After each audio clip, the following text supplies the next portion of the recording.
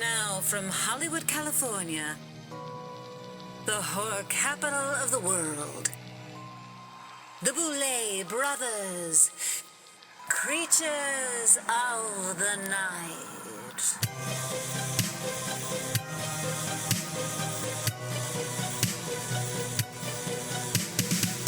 Greetings directly from our seance room here at Boulet Manor. This is Swanthula, welcoming all of you dear listeners to the newest episode of the Boulet Brothers, Creatures of the Night. Yes, and some exciting news about the Boulet Brothers Creatures of the Night, or at least related. We are going to be at the Overlook Festival next week. So you can come if you don't have tickets or you don't know what it is. It's a horror film festival in New Orleans. And we're hosting the Shudder anniversary party on, is it Thursday night? It is Thursday night. 10 years. 10 years of Shudder. Congratulations to Shudder. Congratulations. And also we're doing a live podcast of the history of the Boulet Brothers Dragula on Sunday. I don't know all the details, but if you go to Overlook Festival, you can sign up and get tickets there. I'm so excited. It's been a minute since we've back to New Orleans, and we snuck there on tour. Yes. We went there during the Resurrection filming between two hurricanes during the pandemic, like wild. And I love that city. It's just such a powerful Dragula city. I can't wait to go back. It's the year because for some reason we're doing the Overlook Festival, but we're also taking the tour there this year for the first time, Yes. which that'll be really exciting. I'm so excited. Hopefully it'll be well. It'll do well. I think so too. New Orleans is hit or miss. Like, I love the city. Is the crowd there? I don't know. We'll see. Yeah. And speaking of the tour, tickets are on sale now at dragulalive.com. This is for the entirety of the U.S. leg of the Boulet Brothers Dragula season 666 tour. I think it's 25 cities. There may be more being added. But the VIP packages and upgrades are selling so fast. If you want them, you should get them sooner than later. And this is for later in the summer. So we're going to be traveling around the U.S. when it is hot as hell. All right, so let's talk about our special announcement, which is that we are publishing a story in the Boom Studios anthology called Hello Darkness. It's a horror anthology, and the Boulet Brothers have penned an original story in their newest issue coming out. It's called Hello Darkness, and the story, some of you may recognize the reference point because this is kind of a love letter to listeners of Creatures of the Night. If you've been listening to us for a while, there was about a year ago, or maybe a little more, there was a phenomenon in the horror world that Drac, I, and Ian all sort of like recognized, which was the pervasive presence of a scary ass granny as the protagonist and the force of evil in the movie. So our short is called Granny Hags from Hell. Naturally. Yeah, I'm so excited. Okay, this is the weirdest story ever, the weirdest non-story ever. And of all the things we pitched, they were like, that's the one we want. And I almost just put it out there as a joke, and they said yes. So there you go, everybody. You can go pick up the issue of Hello Darkness. I think you can pre-order it at your local comic shops as well. And let's also recognize that we went to the GLAAD Awards just this past week. We went to the GLAAD Awards. We didn't win a GLAAD Award, but the second year we've been nominated in a row. It was really fabulous. Like, I think I took those sort of events for granted, but in light of Trump and everything that's been happening in the country, it's so nice to see a group of powerful creative forces together in the same room and celebrating their queerness. Yeah. I didn't expect to feel the way I felt there. I went in thinking like, yes, this is an honor and the show is getting recognized and I'm happy to be there. But halfway through the night, I looked around and realized that this is our community. This is literally the community of queer creators in film and television. These are our peers. These are our inspirations. Like, it was really powerful to be there. And it was super star-studded, right? Like, Cynthia Erivo was there. Patti LuPone gave you a dirty look. Do you want to tell the story? It's really not much of a story. I notice everything. Like, when we walk into a room or I'm in a crowd or whatever, if there's something to notice, I'm going to notice it. And we walked in and I'm like, oh my God, there's Patti LuPone right there. As if she could hear my thoughts, she craned her neck and looked me up and down and just gave me the illest quick little look. And then she was gone. I don't know. So strange. Yeah. Maybe she thought you were talking poorly about her. No, why would no? I wasn't talking at all about. I mean, what? Well, if you said her name, maybe she heard. Oh no, it. no, I'm thinking like, oh my god, there's Oh, Natalie. you didn't. Yeah, no, I didn't say it out like just like, hey everybody, there's Natalie. You point at her. There she is. There's Natty Get her. Lapone. Well, you know what?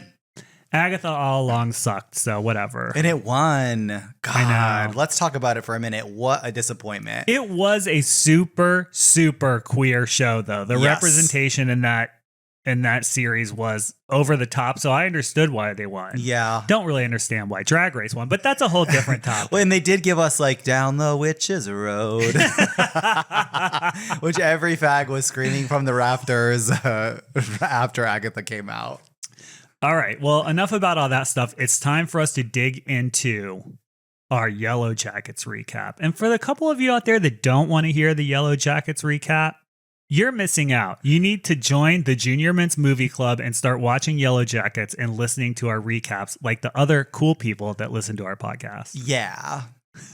All right, so let's talk about what happened in this episode of Yellow Jackets. Yeah. So to me, I already forgot, so remind me. I'll remind you. To me, really, two things happen.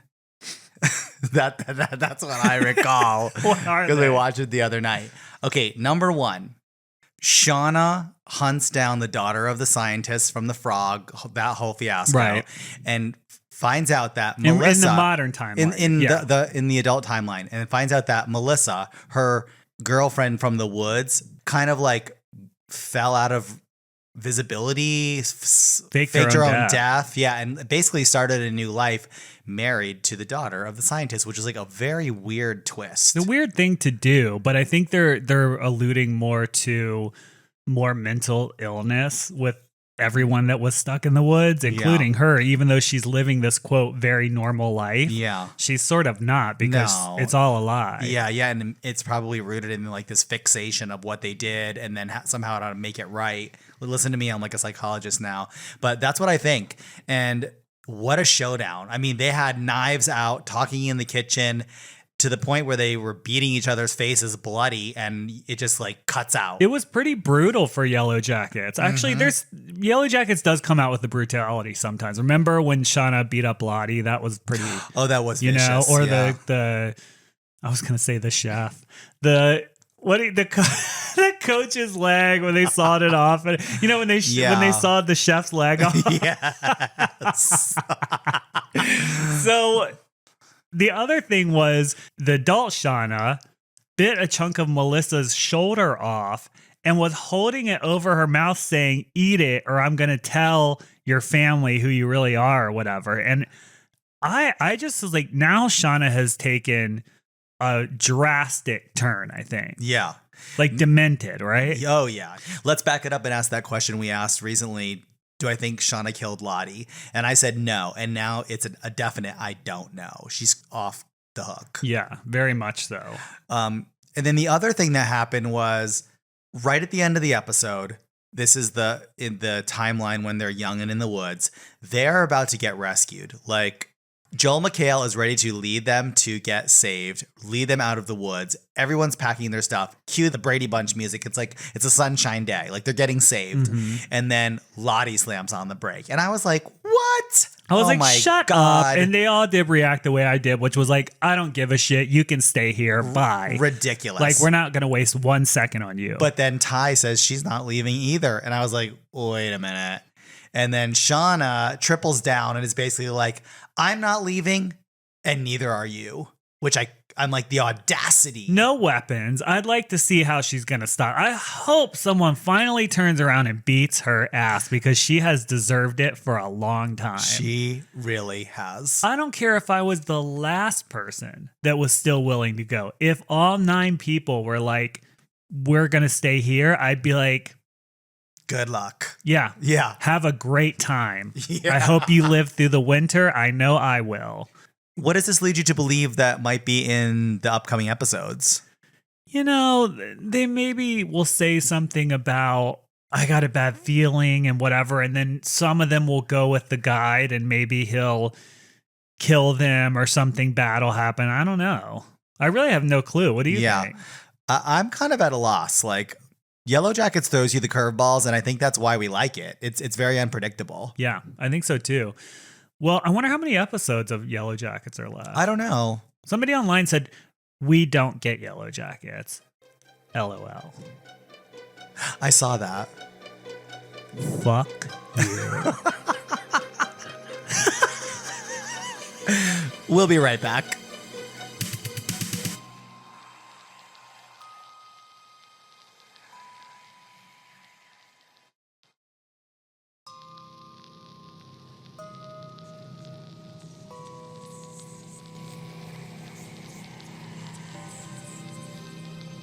Welcome back, Uglies. We have returned, and the coven is gathered. Our needles are ready. The flame is in front of us, and we're ready to start this recap of The Monsters of Rock from season 3. Yeah, so we're doing season 3, episode 3.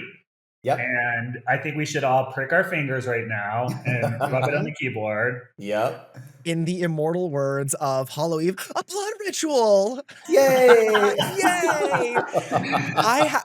If I may, this episode really encapsulates this show fucking weird. Like, this show is so weird. I love it. I love this episode. It triggered my PTSD really bad, and I just can't wait to get into it. Me neither. I will say, I thought this was a great episode. Like, I was like, wow, this is a lot more dramatic than I remember it being. It's not like snarky fun drama. It's like super emotionally charged, but it's engaging. Yeah, absolutely. I think that the emotionally engaging aspect is something that I don't remember from when it was airing. And I think that you're right. This season is hot and heavy. And it's interesting to think, like, because I think internally we're all like, oh, season 2 is the Viper season. I actually think that season 3 is the Viper because everyone is at each other's throat. Ding, ding, ding, ding, ding. I couldn't believe, like, my notes for the opening lab are like, wow, everyone's on 10. The girls are spicy. They're coming for each other. I did not remember it that way. Me neither. And when I was watching, I was like, what the hell? I was like, I don't remember this at all. I was like, this is great. Well, totally. We were all traumatized from the experience. I have decided after watching these 3 episodes that if I wasn't part of the creation team sort of back then, and I had to watch the season, I think I would have loved it. I think I would have absolutely loved it. But I think the developing the season was so difficult that it kind of eclipsed the whole thing. And I'm finally developing that love for it now, like through this rewatch. I think that's a really good way to put it. And I'm actually going to do a little callback to a different show.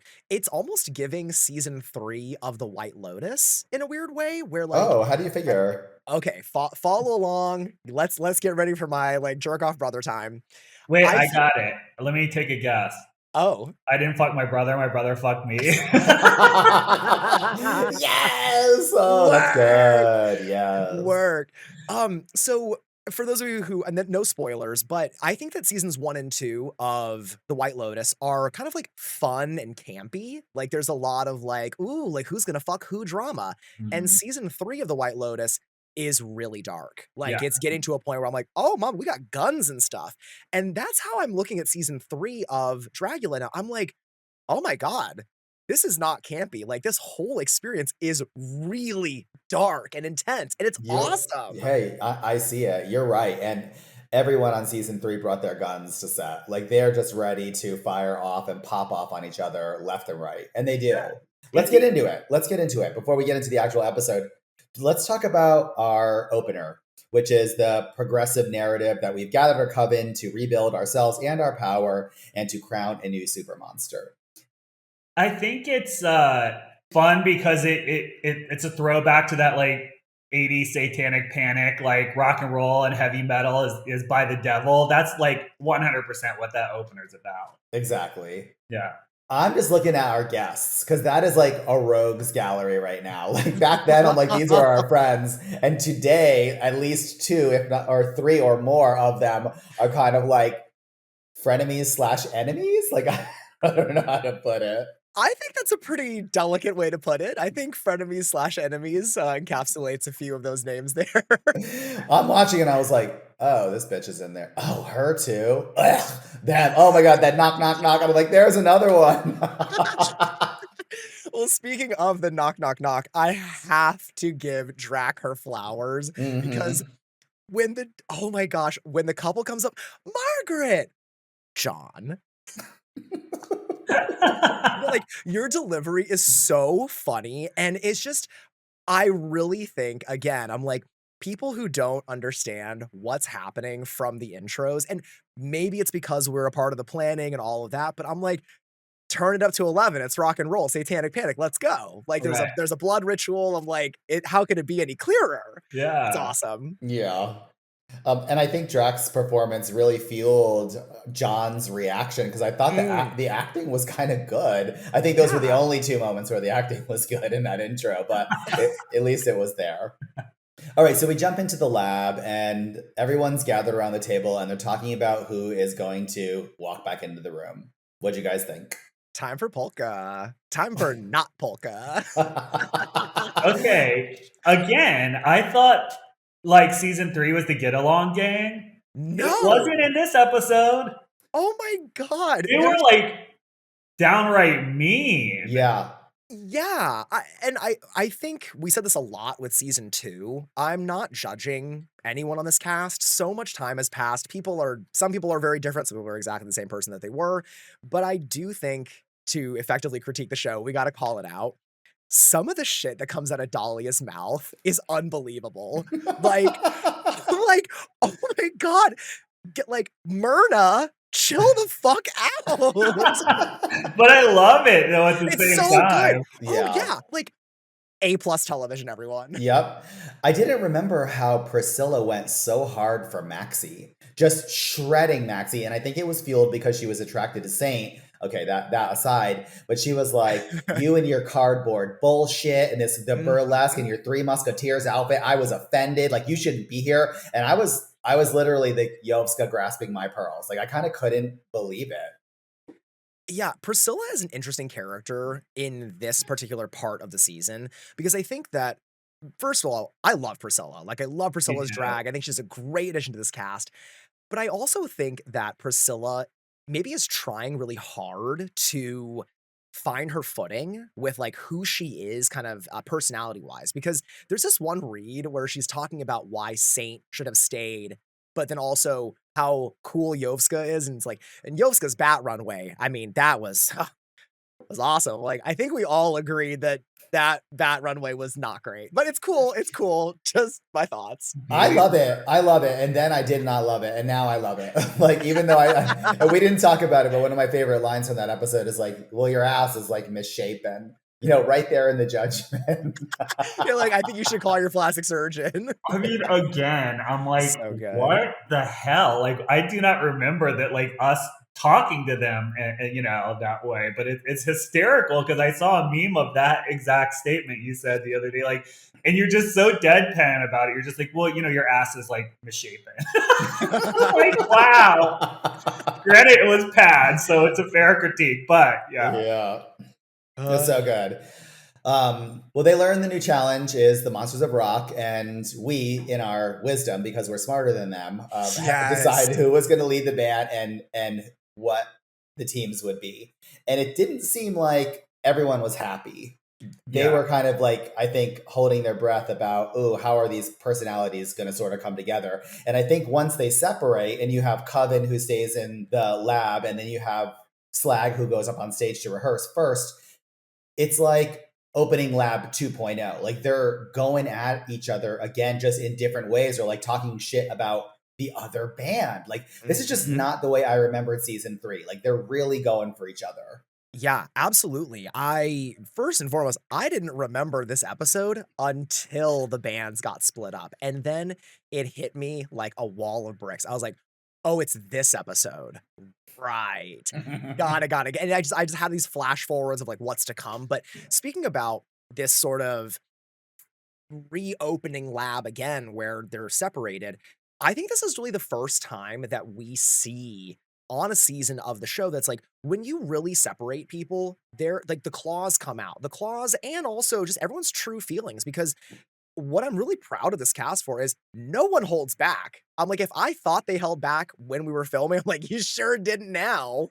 Yeah. Oh, well, they don't hold back in this scene, but we'll get to it later in Ah. the episode where I kind of have a bone to pick and we'll talk about it. Ooh, I can't wait. There was this whole Madeline and Dahlia thing too. I'm like, God, how so much happened in this episode. Mm-hmm. What? I mean, we kind of know like what that whole thing was about. I don't know that it was like It wasn't made clear on the show. yeah. I think we were trying to be sensitive to something that they had like sort of like privately before the show, but because it came up and it was such a sticking point and they were emotionally charged about it, we had to do our best to tell the story. Was it that Dahlia was spilling Madeline's tea to other cast members? Is that what it was? I want to say that was an element of it. Like, I think that it was a little bit of a roiling boil of Dahlia spilt Madeline's tea about a couple of things. I think it was also linked to Madeline's sobriety. And then I think there were also questions of talking about who may not be on the show. And just, I think it started to get very complicated and they didn't know how to process it. And so we had to be like, you have to hash this out on camera. Like, you're being weird. Yeah. Do something. Yeah, for real. Not in the parking lot.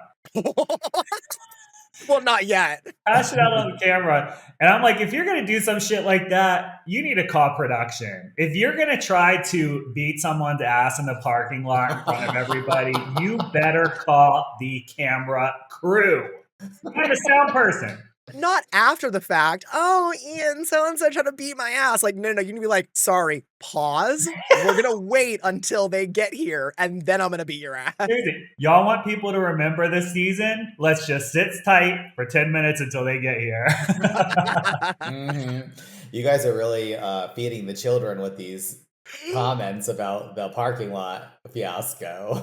Oh, I can't wait. I can't wait.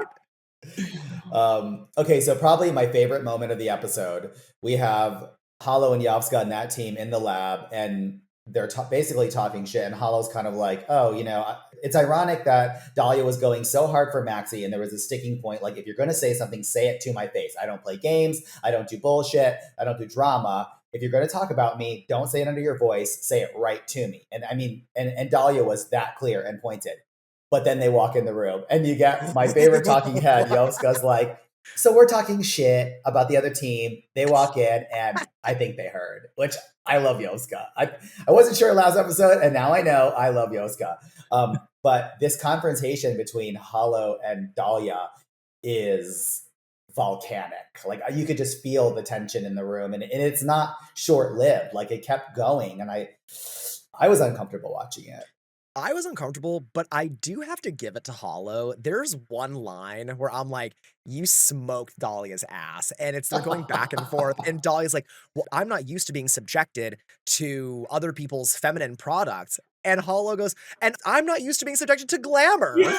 And it just fucking ends the conversation. I was like, damn, get her ass, Hollow. And the whole time, Yovska is there grinning like the Cheshire Cat, just like looking left and right and loving every moment of it. So good. There was actually one moment I wanted to bring up that I really liked on this. Well, actually, I love this episode actually, but when Slag is up on stage, there's this conversation between Eva and Maxie about painting blue or what the body's going to look like for the challenge. And Dahlia, as always, is such a fucking pot stirrer. Like, oh my God, like, Eva, you say something, Eva. And to her credit, like, I thought that the way that Eva and Maxie handled the situation, I wrote down, I was like, I'm actually really proud of both of them because I think that this could have been a moment where this team could have bombed. They both could have approached the situation really poorly. And I thought that Eva spoke clearly. Eva communicated a kind of a difficult topic. And to Maxie's credit, they played ball. Oh, like, yeah. Could have bombed. I will say, yes, they did. But I remember... Mm-hmm. Basically, it was their teammates. It was telling them, like, you have to do these pads and all this stuff. And then, of course, that quickly became the production, the Boulet Brothers change my not Maxie didn't say this, but there was another cast member that was like, they're trying to change their drag. You can't guess what I'm talking about. And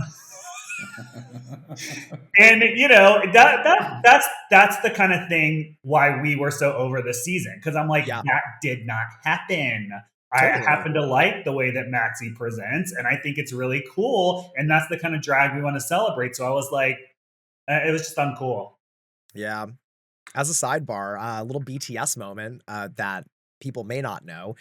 Dahlia was late for her flight on the way to film because Dahlia actually brought breastplates in a variety of skin tones, thinking ahead like, okay, well, what if I need to use these? And they got stopped at security being like, why do you have so many pairs of tits in your bag? Oh, what like, a are weird breasts world. illegal? Unhand me. Unhand me, but also give me a hand with these boys. Can you help me carry these jugs? Ooh. Okay, so we get into the floor show, and I'm just calling this floor show Needlegate, because this is the first and only time we've ever had a performance get interrupted with this level of fiasco and just bring everything to an absolute grinding halt.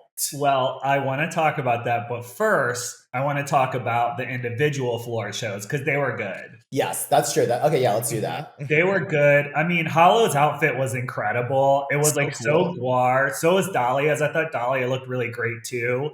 You know, they didn't get celebrated for their individual looks like I think they could have. And before we get into the disaster, I just want to say I think they did a great job at their individual floor shows. Yeah, I think that's totally fair. I mean, Landon, I think it goes without saying, like, stellar, like tens as far as like, oh my god, the stunt, the look, everything, Absolutely. the craftsmanship. I know that they made a lot of that stuff and the hat and everything, but the guitar, the gags, like it was just absolutely incredible. I thought Maxie looked really cool, and I actually thought Eva looked a little pedestrian. And she made up a lot for it in the group performance, but as far as the solo look, it was a little meh. Yeah, I actually was going to bring up Eva, Louisiana, and Dahlia, because I thought that we said something in the last episode about people judging what they need to bring to the competition and then seeing what everyone else brings. And like Monsters of Rock is a really interesting challenge because you kind of don't know, like, okay, do I go more Twisted Sister with this or do I go full blown Guar? And if you're faced with those two options, like you see both Eva and Louisiana go very humanoid, very pedestrian. And I thought that they looked cool, but I was like, ooh, looking at some of these other like really like fantasy driven metal looks, I'm like, okay, that hits. Yeah. I will say though, I just think that the scale of Dahlia's outfit, I'm like, it's giving I'm playing dress up in my mom's heels as like a child.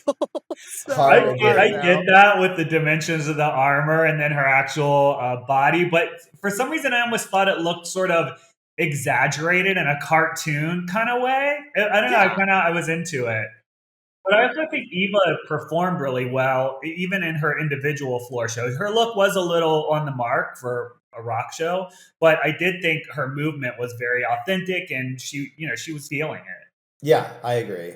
So let's talk about the group number, which, by the way, I think was great. Actually, except for the obvious. Yeah, how did you all think of it?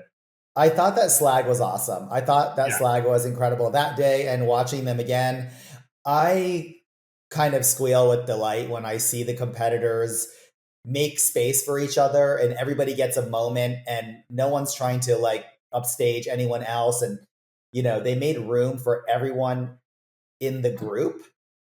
A special highlight moment for me is when Maxie sort of goes upside down and there's this guitar solo and it's just so cool. And there's Eva kind of slams on the ground and they like kind of jerk off those beers and spraying all over her. Like it was really, really, really fun to watch. Yeah, I think that the entire group show with both bands combined is a blast. Like as a viewer, kind of going back to what you said, Swan, earlier, this episode is awesome. Like, if I had no idea what was coming, I would be gagged. And I am gagged. It's just, we're on this ride. It's super, super frenetic energy. And for a moment, I feel like it's neck and neck. Like, I'm like, both bands are really giving. Slag obviously just kind of destroys it. Like, they're amazing. But I am like, okay, cool. Like, I really like the energy, and Madeline is such a banshee. And then we get to the literal needle drop of the floor show. So here's the thing. This is the first episode that the audience experiences that energy. Was not the first time the crew experienced that energy, because that was about twice a day, right? Would you say? If not more. Yeah. Yeah. And it was a bit exhausting, but God, was it good TV? I mean, it really was. They were sincere. They were telling their, exactly how they felt. But I just knew when they were practicing that, I'm like, Madeline is going to kill you. Yep. Not on purpose, but like, you're crazy. Madeline is the not rehearsing type for sure. And I'm like, oh my God. So one of the fun things that we didn't show, I think I'm gonna spill it. Oh, yeah. Do it. So what? I've never experienced anything like this before, and I don't think I will since. So the band shuts down, and the judge's booth is what, like 40, 50 feet from the stage or whatever it is. I don't know. So Hollow comes charging over with Madeline. And granted, they never are supposed to walk between the stage and the judge's booth, and definitely never approach the judge's booth. Why? Because we have celebrity judges a lot of times, and we have to sign these documents and keep people away and all this kind of stuff. So they charged the judge's booth. I didn't know what the hell was happening. And then Hollow like stabbed the needle through Madeline's finger or something. I'm like, what is happening? Am I?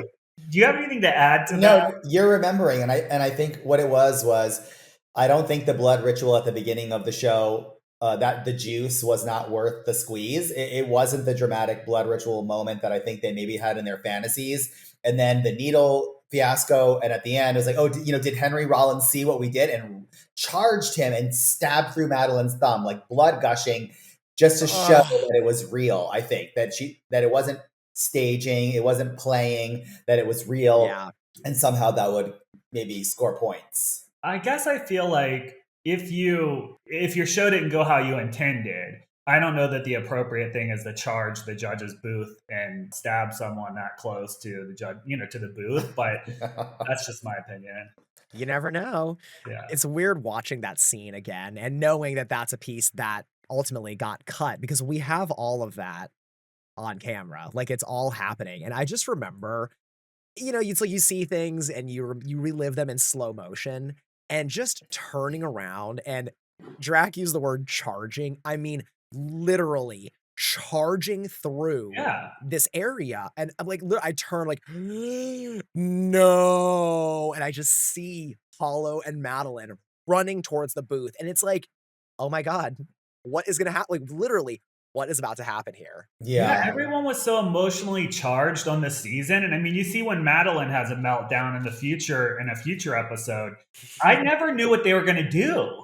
Yeah. So, running up to the judge's booth, I'm like, oh my God, the judges. Yeah.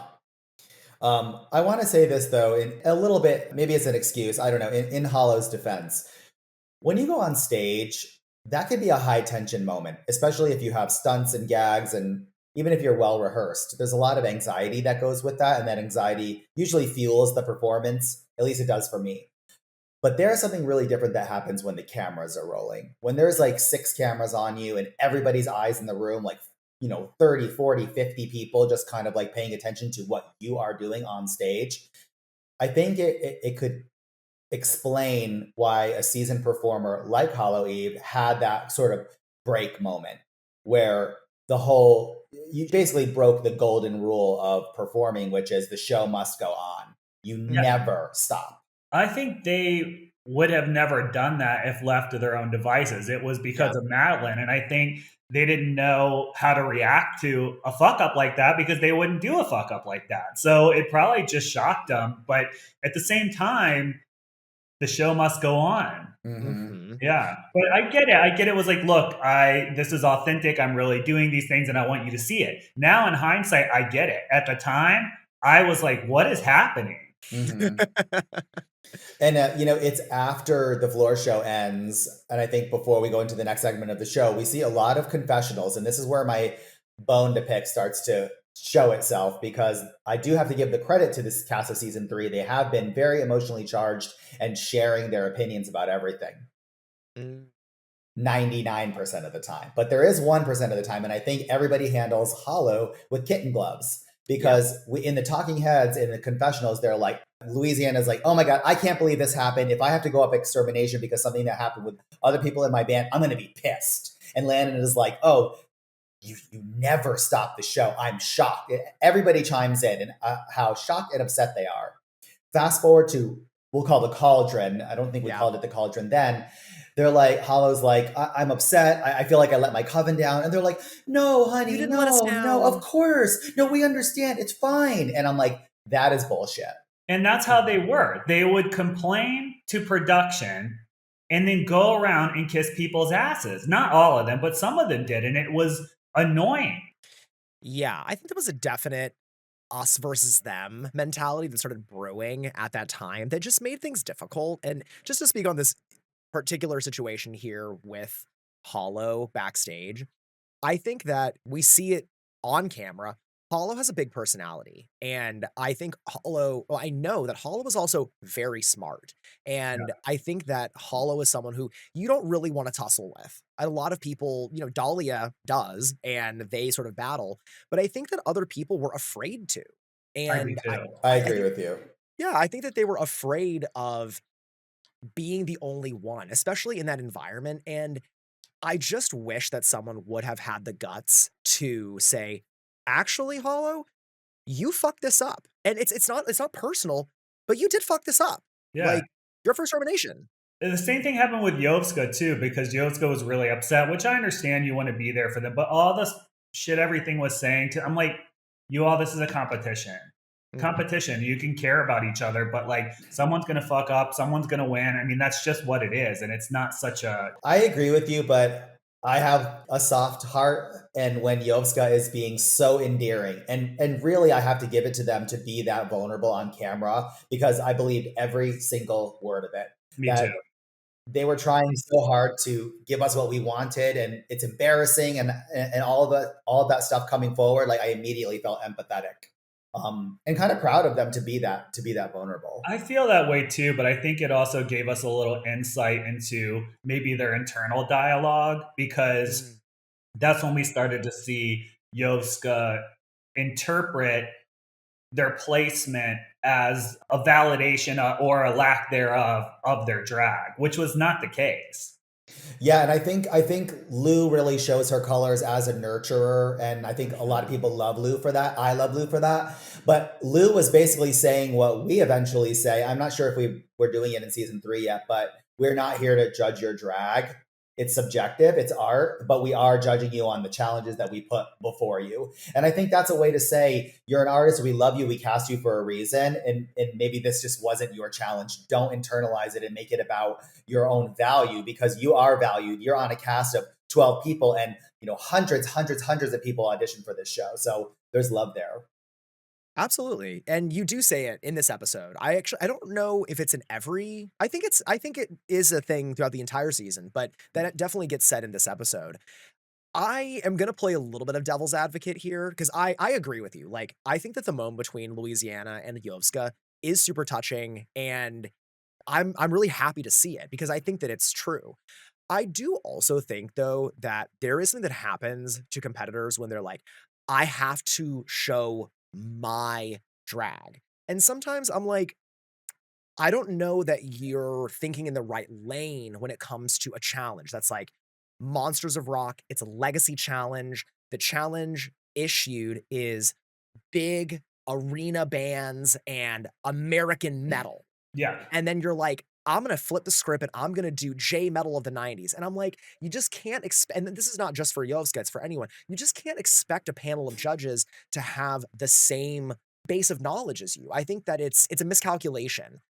from otherwise very strong performers. Yeah, I mean, look, there's so many different kinds of rock, but I think we're very specific in what kind of rock we're looking for, and you can tell that because some of the people really nailed it. So I'm like, it's like, was your outfit bad?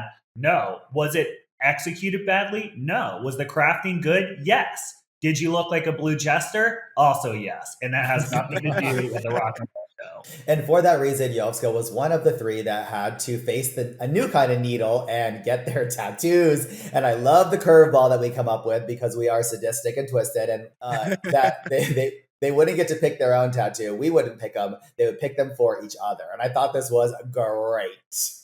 Amazing. Well done, ladies. And just to bring it back to the episode, because we're smarter than you, a really smart choice. Well done. And I kind of love what everybody got. Like Hollow got "I'm the filthy bitch." Yeah. Madeline, "I didn't fuck my brother, he fucked me." And Yov's got "I'm a creep." All little love letters to previous season cast members. And I thought it was very cool. Didn't Madeline didn't like James, right? And that's why it was like, yeah. They had some sort of drama, which it's funny because I remember I was like, what is their beef? And I don't know now. I mean, it's been so many years, but it's an awesome tattoo. Like, I actually think all of them are great. I think I remember Madeline saying like that night, like the night she got it, she's like, "I can't wait to get home and cover this up."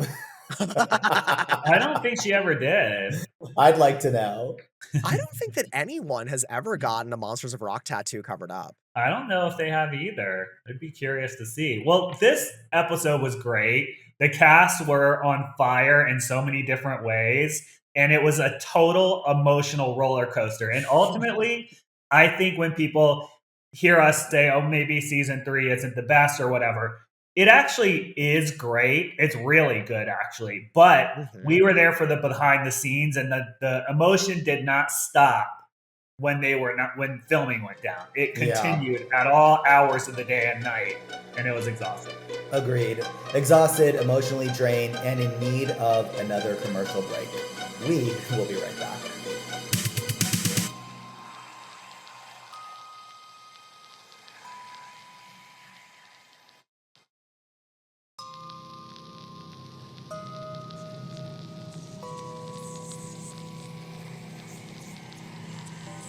We have returned back, emotionally recharged, and ready to answer all of your listener questions. Ian, would you do the honors? I would be delighted. Amy from Wisconsin writes, my question is about the Last Supper episode of season 4. During the preview at the beginning of the episode, there is a snippet of Drax saying, quote, "We're not answering questions today, you are." But this isn't actually in the episode later on. Do you remember who you said that to and what the context was? What question were they trying to ask you? I don't remember. I really don't remember. Let me think. I have a guess. Season 4, it was Astrid, right?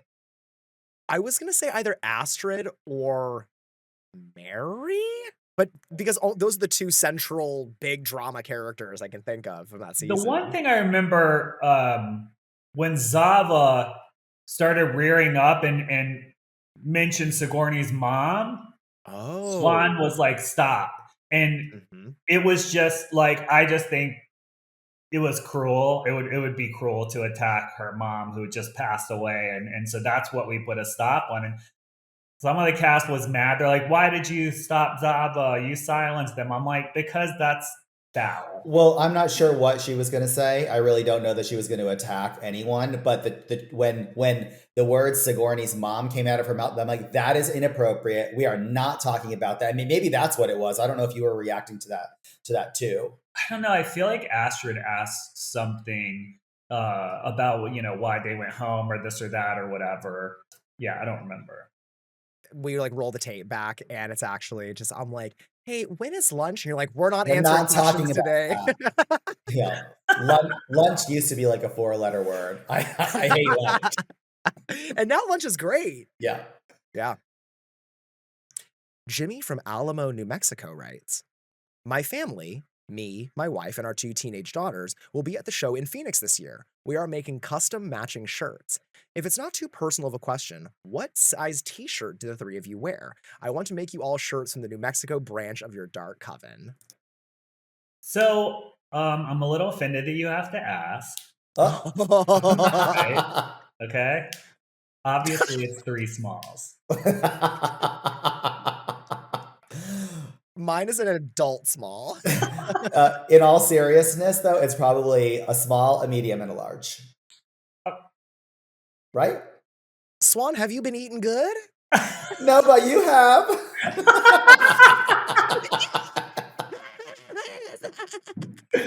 Oh my god. Nathan from Ontario asks, Dear Ian, what lip gloss were you wearing in last week's episode that you guys were talking about? I'm gonna go buy that shit right now. Ooh, well, sweetheart, I'll have you know I am wearing the EOS Intensive Dry Lip Repair Rescue Treatment, honey girl. It's the blue label. Ooh, apply liberally and often. Wow, I love it. LJ writes, dedicating so much of the Boulet Brothers Dragula and your aesthetic to the Rocky Horror Picture Show, I'm curious what your thoughts are to the unofficial sequel, Shock Treatment. I have to say, I really didn't like it. I thought it was weird. I was disappointed that it wasn't a continuation of the first story, and I just felt like it came from a completely different place that I didn't want to go to. I think that's a sentiment for a lot of fans, and let's just keep it cute. Rocky Horror is amazing. LJ has a second question, and a Yellow Jackets question. Have we all just forgiven Misty for breaking the airplane radio that has disconnected communication to the outside world? I'm not sure if this happened in season 1 or season 2, but I would love to hear your opinion about Misty breaking the radio and killing another teammate over it. Look, that's a crazy girl with problems, okay? And I have always had a soft spot for crazy girls with problems. So when Misty broke the radio, it was screaming like self-esteem. She needed a sisterhood. She wanted friends, and I forgave her all of it. I forgot about it. That's actually a good question because I just, because I know they have a thing with her, and I'm like, I don't totally, I understand it to a degree, but yeah, I actually think that that's really bad, and I would want to kill her. Yeah, that's one of those things, Jack, that I could imagine you harping on and never letting go. Like, bitch, you did what? No, she needs to die. If people started, honestly, I probably would have killed her. But later on, because they weren't that crazy at the beginning, but after 8 months, they started losing it. When you were a little hungrier, then she'd have to go. I'm having this really weird flash memory of us being, I want to say, in New Mexico or being in Phoenix when the episode of Yellow Jacket season 2, where the character who confronts Misty about the radio happens, and Misty has that moment, which is where I forgave Misty, where she goes, and if you tell anyone, I'll fucking kill you, and then kills her. How did she find out? How did the girl find out? Do we know? I think that Misty, they're both trading embarrassing stories about themselves. Oh, right. Now I remember yeah, that. And yeah. Misty's like, oh yeah. Fuck, she pushed her off the cliff, right? Yeah. Oh, yes. That's when we all forgave her. That's our girl. Boone from Chicago asks, me and my friends have watched you since season 1 and are attending our very first live show in Chicago, and I have what may be considered a dumb question. I've always thought of tipping the drag artist not only customary, but respectful. Is this the case at a Dragula live show? I love the cast so much, and we want to be sure we show them the love and respect they and you deserve. It's a catch-22 because when we perform, I definitely don't want anybody trying to give us tips. I don't like it because we're usually, it's a rehearsed thing. We're not just feeling it and going with it. We have a rehearse, it's a theatrical thing. So you don't have time to stop and grab money from people. I also feel I don't know. It's a drag culture thing. It's definitely popular. I know obviously the cast like it, but I'm torn on it. Well, you can't be torn on this. Everybody love money. So if you go ahead and tip somebody, they're going to be happy about it. Now, there are different kinds of drag performers, and I think that's what Drac is talking about.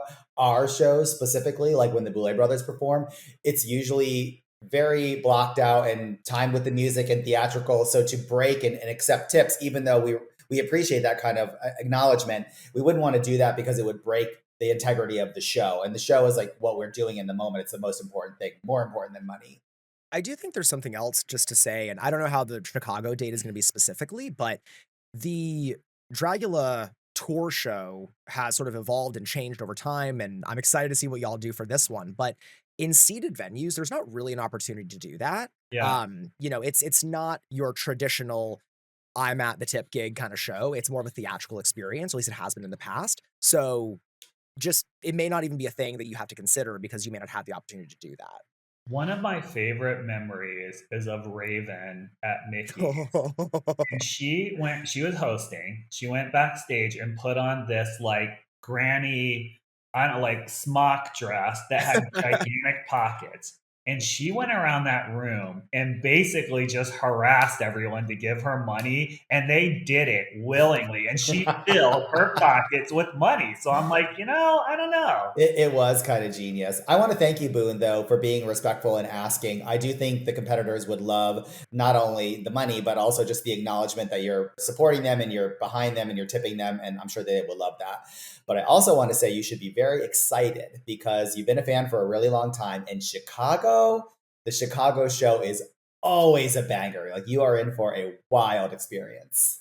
I want to say if you want to give us money, just put it in a little discreet envelope and hand it to us in the meet and greet. Isaac from Portland, Maine writes, you shared a liking for the real treacherous Housewives of Salt Lake City. I started watching it based on your comment, and I just finished season 2. What a red-hot pile of lovely, flaming rubbish. Swanthula and Drakmorda, who is your favorite housewife in the Salt Lake City franchise? Oh, they want to talk about the husband? So nasty and so rude.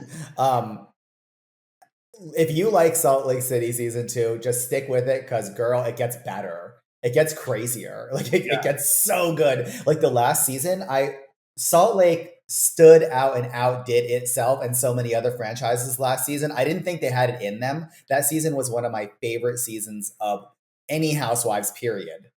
Who's your favorite? I think that changes. I do. Like there are seasons where I love how ditzy Whitney is. Mary has become, I think, maybe my current favorite. Like I love her. I thought you were a Lisa Barlow girl. The thing is, I love Lisa. I love Meredith. Like there's reasons to love them all except for Heather. Yeah. My favorite is Meredith, and I'm just loyal like that. She didn't do a lot last season, but when she gets drunk or whatever it is she's doing, whatever she's taking, and she starts slurring her words, but then she gets like a British accent, I love it. And she was really taking a page from my book when she got super offended when someone attacked her bathtub. Like, that was genius. Jessica from Folsom asks, would you ever consider having Violencia back for another season of Titans, or would her refusal to jump out of the plane automatically disqualify her from future seasons? Also, where was Yovska on the Titans tour? I would have loved to see and meet them. So let's answer that backwards. Yovska did not want to go on the tour because I think they were offended that they were only offered a couple of dates or a date or something, I'm not sure. And I don't think that at the time they really processed their experience on the show. It's the way that both times they were on didn't work out in the way that they wanted to. It's fine. I don't think it's the best way to be, but what can you do? Yeah, the short answer to that is Yovska told production that she was unavailable. And I think it was that simple for us. It was really out of our hands. Yeah. And as far as Violencia goes, we've talked about this before. Like we think back on all of our ghouls, imagining what the future might hold for them, because when you come on the show, you never know what might happen next. And I think a great case in point is Saint. Another one is Coco, even Victoria. Like you don't know what the future holds after your main sort of prime season. We have visited the subject of Violencia many times. Would I put her on an All-Stars? Maybe. Would I invite her back on another full season? Probably. Interesting. I always thought it would have to be the right project. Like if we ever did a second Resurrection, I think she would slay that. Yeah, that would be genius. Well, that's all the time we have for this episode. Thank you for joining us. Thank you for listening, writing in, subscribing, and reviewing like I know you all are doing right now that the episode is about to end. Be sure to watch the Boulet Brothers Dragula Season 3, Episode 4, and join us next week for another episode of Creatures of the Night. Get your tour tickets at DragulaLive.com. Ooh. The Boulet Brothers Creatures of the Night is hosted and produced by Dracmorda and Swantula Boulet, along with co-host Ian DeVogler, with music by Neuron Spectre.